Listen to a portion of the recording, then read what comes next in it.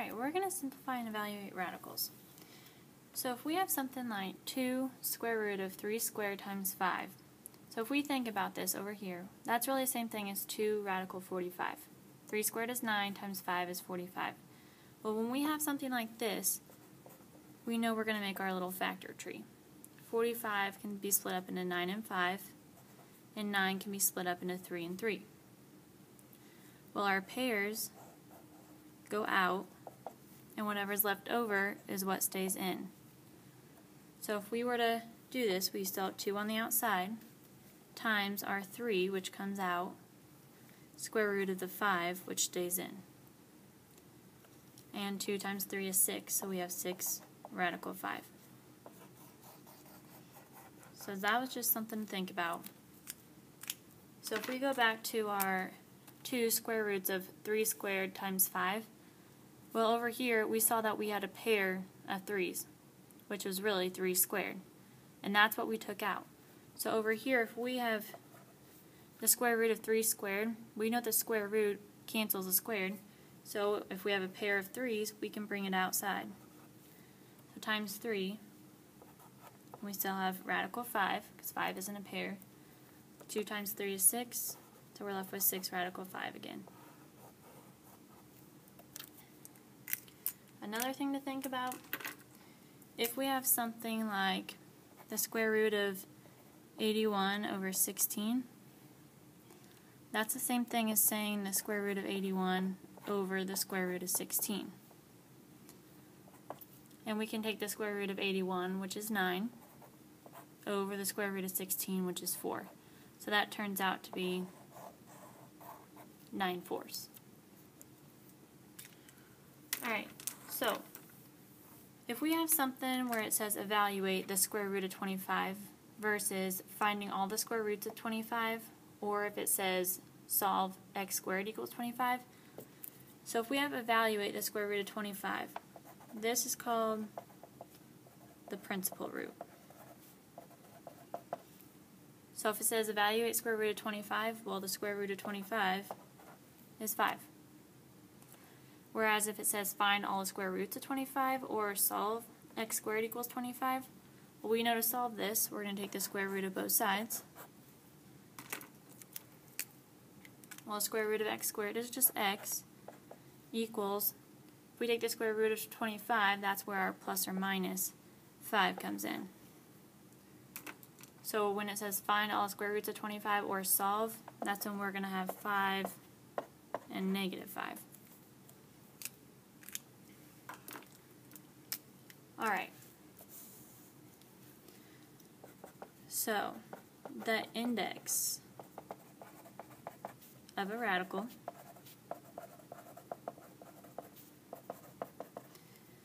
tells you how many bases must be in a group in order to get out front of the radical.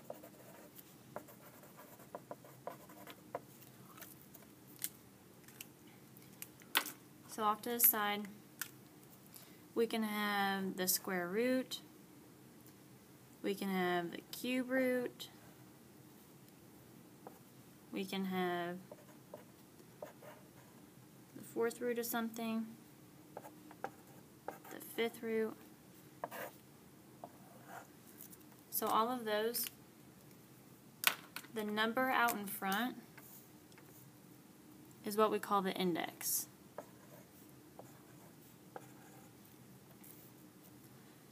So this is the index, that has an index of 3, that has an index of 5, and up here,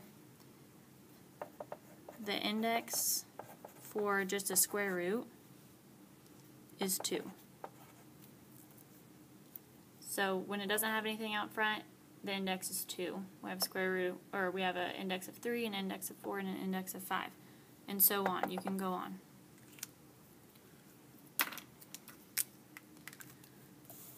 Alright, our first couple examples. Simplify the radical. and it says assume all variables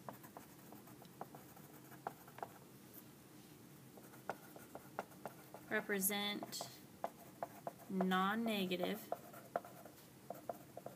values.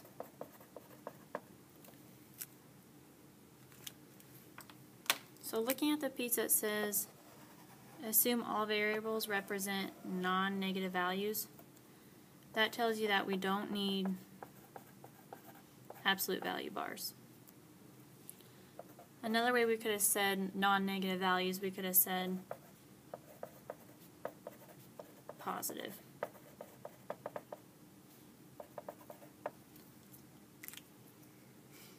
Alright, our first example. We have the square root of 9x squared y cubed z. So if we take our number on the inside, which is 9, and do our factor tree, that factors out to 3 and 3, which is a pair. And we know pairs go on the outside. So this is really 9 can be written as 3 squared, and we still have x squared, y cubed, and z. The square root of 3 squared is going to be 3. The square root of x squared is x. Alright, so we have the square root of y cubed. Well, we only have one group of 2, so off to the side, we know our index in this case is 2. So only one group of 2 can go into 3, and we're left with 1. So if one group can go in, that means we're going to take one y out, and on the inside, we're left with 1. And since we have z by itself, z stays on the inside. And that is that radical simplified. Alright, let's do another one. We have negative 3 square root of 75x cubed y to the 4th. Alright, so first thing, our index, or the number out front. Well, we don't have a number out front, so when we don't have a number out front, our index is 2. So our number on the inside is 75, so let's do our factor tree with 75. Well, that can be 25 and 3, and 25 can go into 5 and 5. So we have a pair of 5s, and we still have 3. So we can rewrite this, negative 3 on the outside, and instead of 75, that can be written as 5 squared times 3, since that doesn't have a pair, times x cubed y to the 4th. Alright, so negative 3 is still on the outside. The square root of 5 squared is just 5.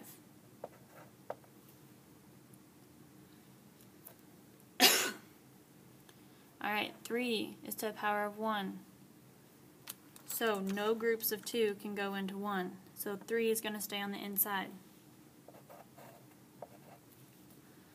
So we have x cubed. Well, one group of 2 can go into 3. So one group can go into 3, and you're left with 1. X to the 4th. Well, we have 2 groups of 2 can go into 4.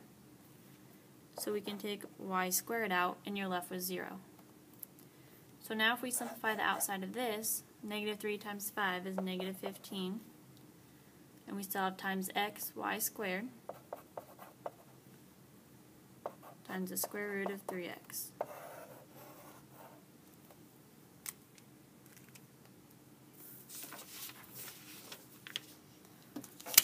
Let's do a couple more.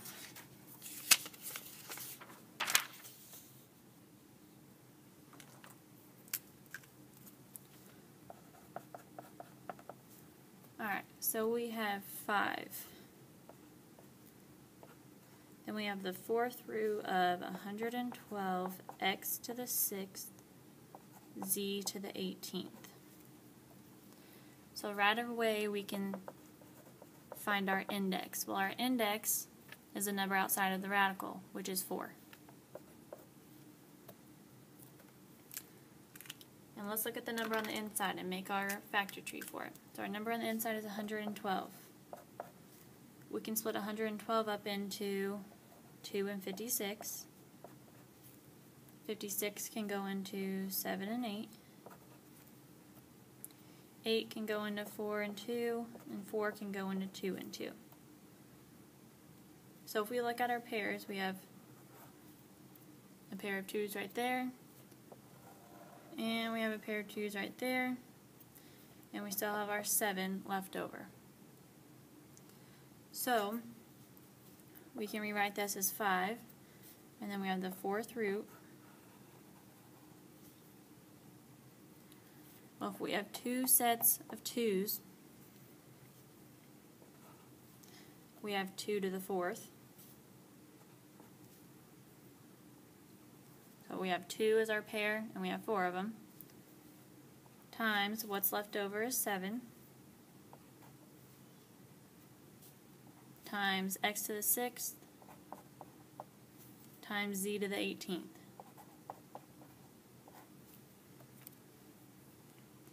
Alright, so we have 2 to the 4th. Well, we can take, if our index is 4, one group of 4, and we're left over with 0. So the 4th root of 2 to the 4th is going to be 2. So 2 goes out.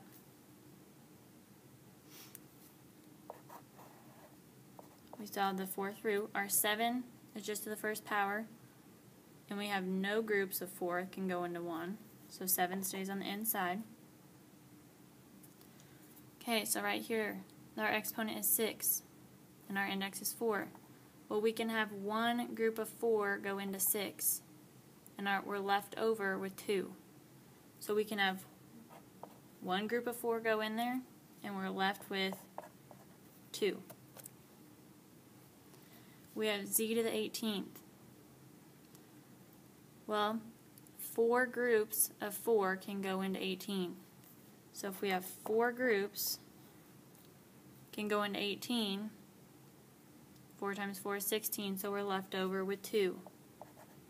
So z squared. Now let's simplify the outside. We have 5 times 2, which is 10.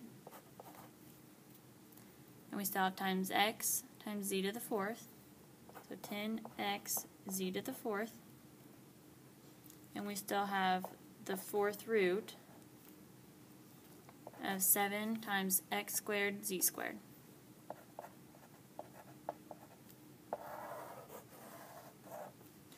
So up here, since our exponent was 18, our index was 4. We know 4 can go into 18 4 times, because 4 times 4 gives you 16. So if it goes in there 4 times, 4 groups of 4, we can take z to the 4th out. That's our 4 groups. 4 times 4 is 16. 18 minus 16 gave you 2, so you were left over with 2. Let's try another.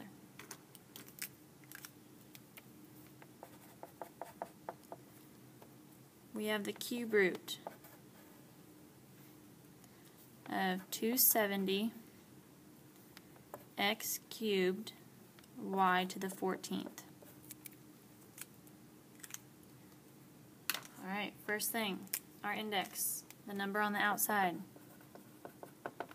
Well, looking at this, our number on the outside is 3, so our index would be 3. And let's go ahead and see what 270 would factor out to. So 270 can be split up into 10 and 27. 10 can be split up into 5 and 2. 27 can be split up into 9 and 3. And 9 can be split up into 3 and 3. So in this case, we have a group of 3, And since our index is 3, we want a group of 3. And these two are left over. They don't have any pairs. So if we rewrite that, we have the cube root. So the reason I circled 3 together was our index is 3. So instead of 270, we can rewrite it as 2 times, we have 3, and we have 3 3's, so 3 cubed, times, we already used that 2, and we still have our 5, so times 5, and we have x cubed y to the 14th, so times x cubed times y to the 14th. Alright, so this is 2 to the first. Zero groups of 3 can go into 1, so 2 just stays on the inside. So we have 2 times. Alright, we have 3 cubed. Well, we have one group of 3 can go into 3, and 0 left over. So our 3 is going to come out. We have 5 to the 1. 0 groups of 3 can go into 1, so our 5 is going to stay in. We have x cubed. One group of 3 can go into 3, and you're left with 0. So if one group can go in there, we're going to take an x out. And we have y to the 14th. So 4 groups of 3 can go into 14. 4 times 3 is 12, so we'd be left over with 2.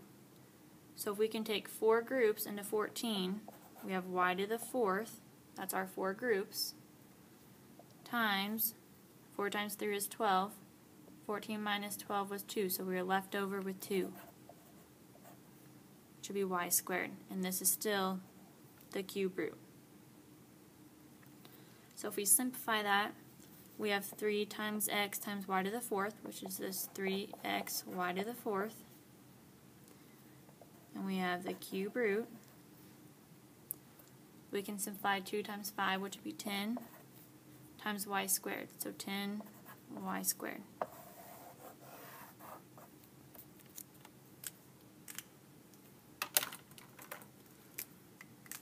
Alright, so the next thing we're going to look at. When the directions don't say assume the variables are positive,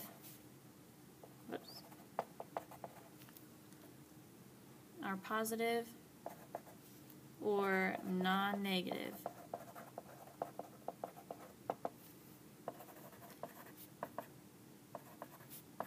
And you have an even index. We need to absolute value the variables. So put the variables and absolute values out front, unless it is like x squared, or x to the 4th, or x to the 6th, and so on. So for example, if we have the 4th root of x to the 8th, y to the 12th, our index, the number out front is 4. Well, 4 is an even index. So if we look at this